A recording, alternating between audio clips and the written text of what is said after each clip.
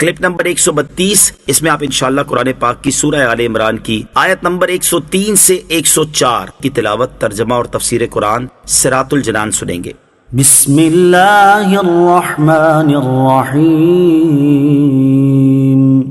ترجمہ، اللہ کے نام سے شروع جو نہایت مہربان رحمت والا ہے۔ وَاعْتَصِمُوا بِحَبْلِ اللَّهِ جَمِيعًا وَلَا تَفَرَّقُوا وَاذْكُرُوا نِعْمَةَ اللَّهِ عَلَيْكُمْ إِذْ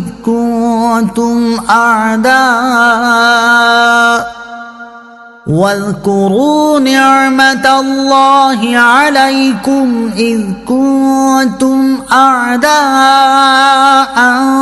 فألف بين قلوبكم فأصبحتم بنعمته إخوانا وكنتم على شفا حفرة من النار فأنقذكم منها كذلك يبين الله لكم آياته لعلكم تهتدون۔ ترجمہ، اور تم سب مل کر اللہ کی رسی کو مضبوطی کے ساتھ تھام لو اور آپس میں تفرقہ مت ڈالو، اور اللہ کا احسان اپنے اوپر یاد کرو۔ جب تم ایک دوسرے کے دشمن تھے تو اس نے تمہارے دلوں میں ملاپ پیدا کر دیا، پس اس کے فضل سے تم آپس میں بھائی بھائی بن گئے، اور تم تو آگ کے گھڑے کے کنارے پر تھے تو اس نے تمہیں اس سے بچا لیا۔ اللہ تم سے یوں ہی اپنی آیتیں بیان فرماتا ہے تاکہ تمہیں ہدایت پا جاؤ۔ وَاعْتَصِمُوا بِحَبْلِ اللَّهِ جَمِيعًا، اور تم سب مل کر اللہ کی رسی کو مضبوطی کے ساتھ تھام لو۔ اس آیت میں ان افعال و حرکات کی ممانعت کی گئی ہے جو مسلمانوں کے درمیان تفریق کا سبب ہو۔ چنانچہ ارشاد فرمایا کہ تم سب مل کر اللہ عز و جل کی رسی کو مضبوطی سے تھام لو اور آپس میں فرقوں میں تقسیم نہ ہو جاؤ جیسے یہود و نصارہ نے فرقے بنا لیے۔ صلح کلیت کا رد۔ یاد رہے کہ اصل راستہ اور طریقہ مذہب اہل سنت ہے، اس کے سوا کوئی راہ اختیار کرنا دین میں تفریق کرنا ہے اور یہ ممنوع ہے۔ بعض لوگ یہ آیت لے کر اہل سنت سمیت سب کو غلط قرار دیتے ہیں، یہ سراسر غلط ہے۔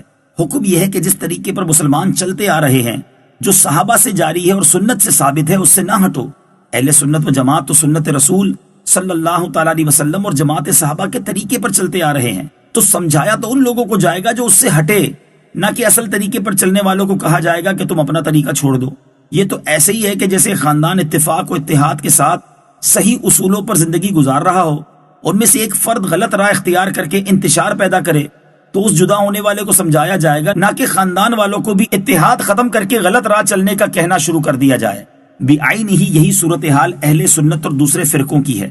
اصل حقیقت کو سمجھے بغیر صلح کلیت کی رٹ لگانا اور سب کو ایک ہی لاٹھی سے ہانکنا سراسر جہالت ہے۔ وَاذْكُرُوا نِعْمَةَ اللَّهِ عَلَيْكُمْ، اور اللہ کا احسان اپنے اوپر یاد کرو۔ اس آیت میں فرمایا کہ اللہ تعالیٰ کی نعمتوں کو یاد کرو، جن میں سے ایک نعمت یہ بھی ہے کہ اے مسلمانوں یاد کرو کہ جب تم آپس میں ایک دوسرے کے دشمن تھے اور تمہارے درمیان طویل عرصے کی جنگیں جاری تھی، حتیٰ کہ اوس اور خزرج میں ایک لڑائی 120 سال جاری رہی اور اس کے سبب رات دن قتل و غارت کی گرم بازاری رہتی تھی، لیکن اسلام کی بدولت عداوت و دشمنی دور ہو کر آپس میں دینی محبت پیدا ہوئی، اور نبی کریم علیہ الصلوۃ والسلام کے ذریعے اللہ تعالیٰ نے تمہاری دشمنیاں مٹا دی اور جنگ کی آگ ٹھنڈی کر دی، اور جنگجو قبیلوں میں الفت و محبت کے جذبات پیدا کر دیے۔ تاجدار رسالت صلی اللہ تعالیٰ علیہ وسلم نے انہیں ایک دوسرے کا بھائی بھائی بنا دیا، ورنہ یہ لوگ اپنے کفر کی وجہ سے جہنم کے گھڑے کے کنارے پر پہنچے ہوئے تھے، اور اگر اسی حال پر مر جاتے تو دوزخ میں پہنچتے، لیکن اللہ تعالیٰ نے انہیں حضور پاک علیہ الصلوۃ والسلام کے صدقے دولت ایمان عطا کر کے اس تباہی سے بچا لیا۔ جہنم سے بچنے کا سب سے بڑا وسیلہ، اس سے معلوم ہوا کہ سرکار دو عالم علیہ الصلوۃ والسلام ہمارے لیے دوزخ سے بچنے کا سب سے بڑا وسیلہ ہے۔ چنانچہ حضرت جابر رضی اللہ تعالیٰ عنہ فرماتے ہیں، اور یہ بخاری شریف کی حدیث ہے، کہ کچھ فرشتے حضور اقدس علیہ الصلوۃ والسلام کی بارگاہ میں اس وقت حاضر ہوئے جب آپ علیہ الصلوۃ والسلام سو رہے تھے۔ ان میں سے ایک نے کہا یہ تو سوئے ہوئے ہیں، دوسرے نے کہا ان کی آنکھ سوتی اور دل جاگتا رہتا ہے۔ فرشتوں نے کہا آپ کے ان صاحب کی مثال ہے، لہٰذا وہ مثال بیان کرو۔ ایک نے کہا وہ تو سوئے ہوئے ہیں، دوسرے نے کہا ان کی آنکھ سوتی اور دل بیدار رہتا ہے۔ انہوں نے کہا ان کی مثال اس آدمی جیسی ہے جس نے گھر بنایا، اس میں دسترخوان بچھایا اور بلانے والے کو بھیجا، تو جس نے اس کی دعوت قبول کر لی وہ گھر میں داخل ہوا اور دسترخوان سے کھانا کھایا، اور جس نے دعوت قبول نہ کی وہ نہ گھر میں داخل ہوا اور نہ دسترخوان سے کھانا کھا سکا۔ فرشتوں میں سے ایک نے کہا اس کا مطلب بیان کیجئے تاکہ بات سمجھ میں آ جائے۔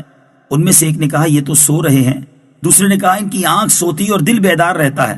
فرشتوں نے کہا گھر سے مراد جنت ہے، اور بلانے والے سے مراد حضرت محمد مصطفیٰ صلی اللہ تعالی علیہ وسلم ہے۔ تو جس نے محمد مصطفیٰ صلی اللہ تعالی علیہ وسلم کی اطاعت کی اس نے اللہ تعالیٰ کی اطاعت کی، اور جس نے ان کی نافرمانی کی اس نے اللہ تعالیٰ کی نافرمانی کی۔ محمد مصطفیٰ صلی اللہ تعالی علیہ وسلم اچھے اور برے لوگوں میں فرق کرنے والے ہیں۔ وَلْتَكُن مِّنكُمْ أُمَّةٌ يَدْعُونَ إِلَى الْخَيْرِ وَيَأْمُرُونَ بِالْمَعْرُوفِ وَيَنْهَوْنَ عَنِ الْمُنكَرِ وَأُولَئِكَ هُمُ الْمُفْلِحُونَ۔ ترجمہ، اور تم میں سے ایک گروہ ایسا ہونا چاہیے جو بھلائی کی طرف بلائیں اور اچھی بات کا حکم دیں اور بری بات سے منع کریں، اور یہی لوگ فلاح پانے والے ہیں۔ وَلْتَكُن مِّنكُمْ أُمَّةٌ يَدْعُونَ إِلَى الْخَيْرِ، اور تم میں سے ایک گروہ ایسا ہونا چاہیے جو بھلائی کی طرف بلائیں۔ آیت مبارکہ میں فرمایا گیا کہ چونکہ یہ تو ممکن نہیں ہے کہ تمام کے تمام مسلمان ایک ہی کام میں لگ جائیں، لیکن اتنا ضرور ہونا چاہیے کہ مسلمانوں کا ایک گروہ ایسا ہو جو لوگوں کو بھلائی کی طرف بلائے، انہیں نیکی کی دعوت دے، اچھی بات کا حکم کرے اور بری بات سے منع کرے۔